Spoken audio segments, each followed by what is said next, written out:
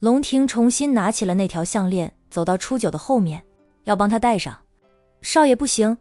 初九回过神来，连忙阻止并拒绝。少爷，这条项链很是贵重，我不能收下。那是家主夫人才能佩戴的项链，她不过是少爷的保镖，哪有资格佩戴这么贵重的项链？龙婷眼神深深的。初九，我拍下它就是为了送给你当定情礼物的，你若是不要，那它就没有意义了，我扔了它。说着做事就要扔掉。少爷，初九又赶紧阻止，不让他扔掉。这条项链可是他花了几千万买回来的，怎么能扔掉呀？少爷，你不要逼我行吗？初九无奈的道。少爷，我们不相配的，我只是个孤儿。我也是孤儿呀，我的家人都不在了，我是跟着师公他们长大的，你是知道的，咱们都是孤儿，没有谁比谁高贵。你也不要再叫我少爷，我从来不想当你的少爷，也从来没有把你当成佣人看待，我们是平等的，初九以后就叫我的名字。龙婷的反驳让初九哑了哑口，好一会儿他轻声说道，少爷虽然也是孤儿，但少爷还有师父，还有穆妈妈他们，而且你出生豪门，生来就是天之骄子，我的师父也是你的师父，我的穆妈妈也是你的穆妈妈，君家所有人都是你的亲人，你去问问他们，他们是不是把你当成亲人？除非你不把他们当亲人。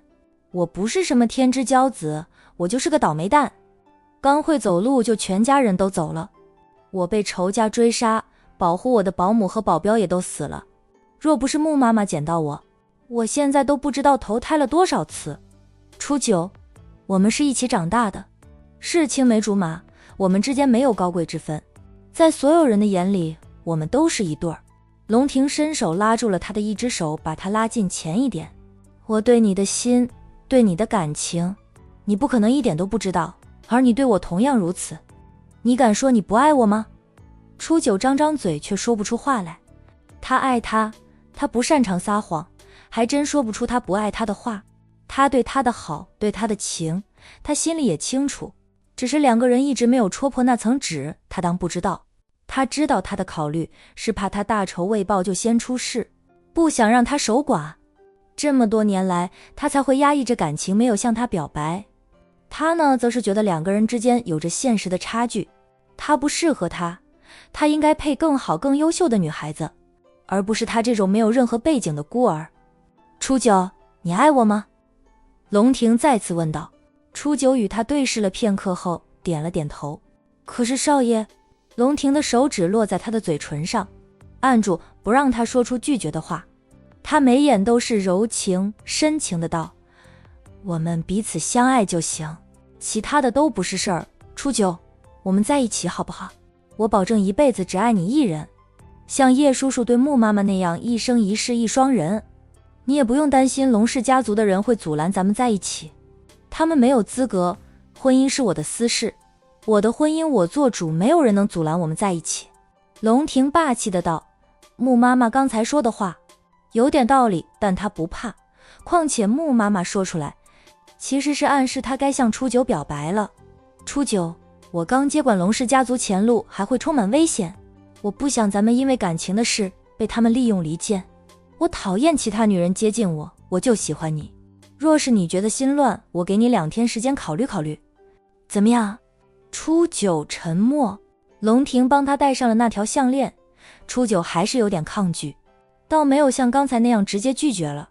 帮他戴上了项链后，龙婷再转到他的跟前，扳住了他的双肩，深情的道，初九，这是我送你的定情礼物，跟以往的礼物不一样，我希望你能一直待着，若是哪一天你取下来，我会认为你不爱我了，会很难过很难过的，你知道的，我这个人对待感情专一，动了心便是一辈子，从小到大我见过的美女没有100个也有99个，但我从来不心动，因为我的心在你身上，我爱你，只爱你。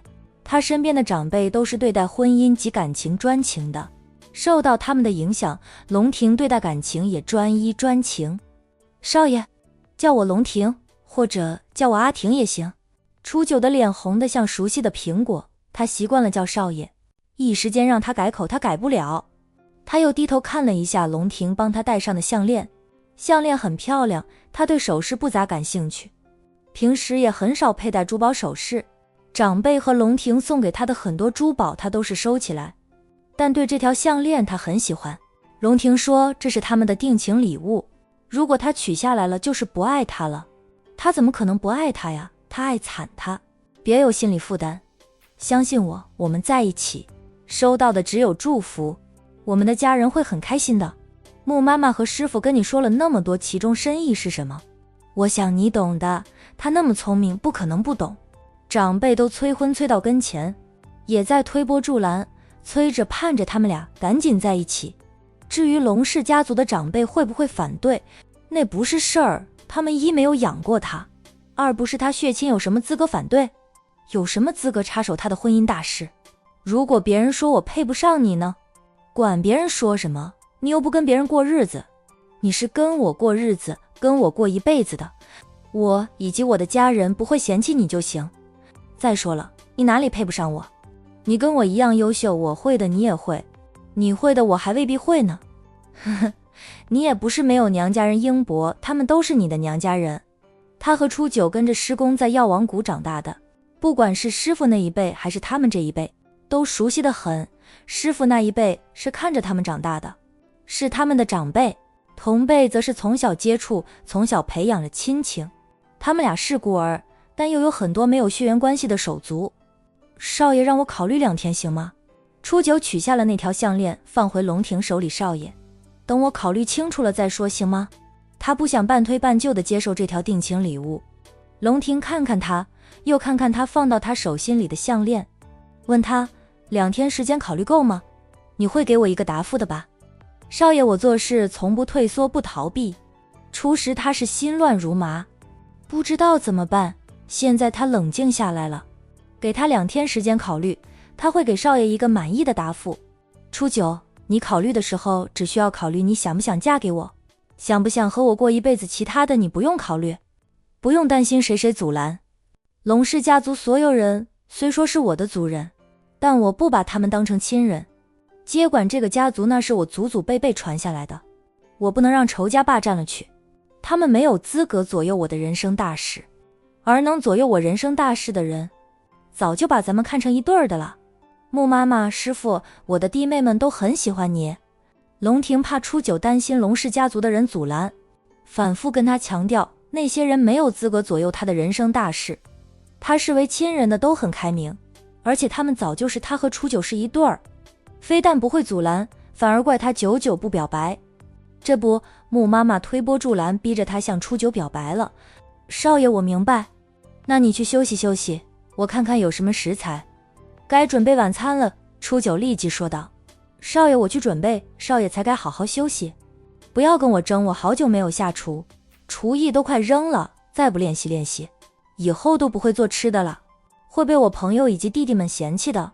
他的那些弟弟哪怕都是天之骄子，却从小就要学会很多生活技能，每个人都会烧菜做饭，君家的教育代代如此，所以他们教出来的孩子都是人中龙凤，君家才能一直坐在 A 市首富的位置上。宛城那边的战家也是那样，战家的孩子跟他也是从小认识，一起玩大的，他是他们的龙庭哥哥，他们也是他视为没有血缘关系的弟弟。初九笑了一下，少爷从小就学做饭，练了10几年的厨艺，可以媲比5星级大厨。我想成为战六叔那样的大厨，六叔烧的菜才叫好吃。得亏咱们没有和战六叔住在一起，否则天天吃战六叔做的饭菜，不想挑食都要挑食。战六婶现在除了六叔做的饭菜，其他大厨做的他都吃不下去，嫌不好吃。还好战池兄弟俩不像其母那般挑，虽然他们从小到大也是吃父亲做的饭菜居多，不过他们上初中后就住校吃住都在学校，学校的饭菜自然无法和父亲的厨艺相比，一路读书到毕业，战池在家吃饭的次数就变得少了，而一放长假又要回宛城陪老人家，所以兄弟俩都不挑，厨艺也不错，不及其父，也比很多人优秀了。初九抿了抿嘴后才说道，你没有战六叔那么多闲余的时间，战六叔不用接管家族事业，不用挑重担，也没有什么仇家，他只需要做他喜欢的事情就行。事业在战六叔眼里是不及六婶，重要的也是。我去做饭，你去休息。这次听我的，要是不想休息，就去药园看看穆妈妈和师傅。他们俩八成没有休息，不过是找个借口走开，让他可以向初九表白。初九犹豫了片刻后，第一次没有和龙庭争做饭。他去了药园，药园离主院很近，就在隔壁，不过走起来还是需要一点时间的。只能说庄园太大了。初九走到了药园的门口，没有马上进去，他在药园门口站了片刻，才轻轻推开虚掩着的门进去。药园里面种的都是各种草药，所以取名药园。平时是初九和龙庭亲自打理这些草药，不让其他人随便乱碰，是怕他们不懂药性，照顾不好这些草药。师傅过来后，两人能省件事儿，有师傅照料这些草药，他们放100个心。程玲玲从药园的屋里出来，看到是初九，程玲玲立即满脸慈笑。初九来了呀，我听到门开的声音，出来看看。徒弟的住处很安全。师傅，我是不是打扰了你和穆妈妈休息啊？穆晴也从屋里出来了。初九有点歉意的道，我不知道去哪里，就过来看看，可能打扰到了师傅和穆妈妈。傻丫头，跟我们说这些话做什么？我和你穆妈妈又没有休息，在屋里聊天呢。快进来，别站在这里了。师傅看你似是心事重重的，进屋跟师傅说说，不管是什么事，只要你说出来，师傅都会想办法帮你解决的。程琳琳上前拉起初九，带他进屋。穆晴跟着一起回屋里去，然后去沏了一壶茶过来，又拿了些水果点心。穆妈妈，这些事本该是我做的。初九不习惯，他想去沏茶，想拿水果点心，却被穆妈妈干了。什么是你该做的？傻丫头，我们是一家人，一家人不用那么多的讲究。在我们的心里，你和龙庭是一样的，都是我们的孩子。穆晴给大家各倒了一杯茶，是红茶，这个点了，就不要喝绿茶了，免得影响睡眠。之后他在初九的另一边坐下，和程琳琳一起将初九夹在中间。程琳琳关心地问，初九，你跟师傅说说怎么了？你来了之后还在门口站了好一会儿，看你就是有心事，跟我们说说，天塌下来我们都能给你撑住。面对两位长辈的关心，初九很是感动，哪怕他们眼神深处藏着的是八卦。穆妈妈，师傅，少爷他在拍卖会上拍下来的那条项链，说是送给我当定情礼物的，那么贵重的东西我不敢收，最重要的是少爷说了定情礼物。穆晴和程琳琳交换一下眼神，龙庭总算说出口了，表白有什么难的？他们俩青梅竹马，郎有情妹有意，只要他说句初九我爱你就行。那小子硬生生拖到现在，还需要他们在背后推两把才肯剖白心计。龙庭说是定情礼物呀。程琳琳眉眼都带上了笑意，龙庭跟你表白了吗？他亲口说他爱你了吗？初九，龙庭爱你这么多年来，他宠着你，就是因为他爱你，那小子一直不表白，我们在旁边看着的都替他着急。初九看看师傅，又看看穆妈妈，就知道他们俩过来是促成少爷向他表白的。